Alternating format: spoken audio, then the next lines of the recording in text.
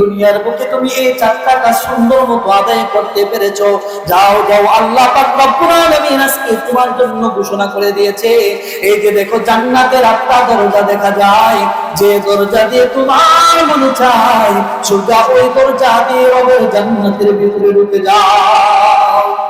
আল্লাহর নবী রাহমাতুল লিল আলামিন বলেছেন, ইযা সাল্লাতুল মারআতু খামসাহা, যে নারী পাঁচ ওয়াক্ত নামাজ ঠিকমতো আদায় করবে, ওয়া সামাত শাহরাহা, রমজান মাসের ফরজ রোজাগুলো ঠিকমতো আদায় করবে, আল্লাহর নবী রাহমাতুল লিল আলামিন বলেছেন, ওয়া হাফিজাত ফারজাহা, যে নারী তার লজ্জাস্থানকে হেফাজতে রাখবে, তার সতীত্বকে তার হেফাজতের ভিতরে রাখবে। চতুর্থ নাম্বার আল্লাহর নবী রাহমাতুল লিল আলামিন বলেছেন, ওয়া আতাআত যাওজাহা, তার স্বামীর অনুকরণ করবে। নবী আলাইহিস সালাতু ওয়াস সালাম বলেছেন, এবার ওই নারীটা যদিও বা গরিব হয়ে থাকে, ওই নারীটা যদিও বা ধনী হয়ে থাকে, আল্লাহ তাআলার দরবারে ওই জিনিসটা কোনো হিসাবের ভিতরে আসবে না।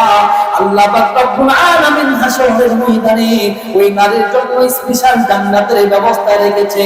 ফেরেশতারা এবার জান্নাতের প্রত্যেকটা দরজা খুলে দিয়ে বলবে, ওই নারীকে ওই স্ত্রীকে আহ্বান করবে, ও দুনিয়ার স্ত্রী, দুনিয়ার বুকে বহু কষ্ট ক্লেশ করে আসতো, আজকে তোমার জন্য আল্লাহ তাআলা জান্নাতের ব্যবস্থা রেখেছে।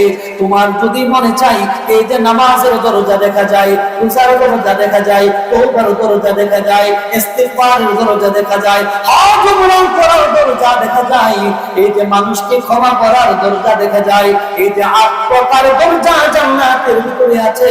তোমার যে দরজা দিয়ে মনে চাই সোজা ওই দরজার ভিতরে ঢুকে দিয়ে তোমার আল্লাহর তৈরি চিরস্থায়ী জান্নাতের ভিতরে ঢুকে যাও। তাহলে নারীর জন্য জান্নাত খুবই সহজ। যত অধিকার আছে এর ভিতরে ১ নম্বর অধিকার হচ্ছে কি, স্বামীর ইবাদত করা, স্বামীকে অনুকরণ করা।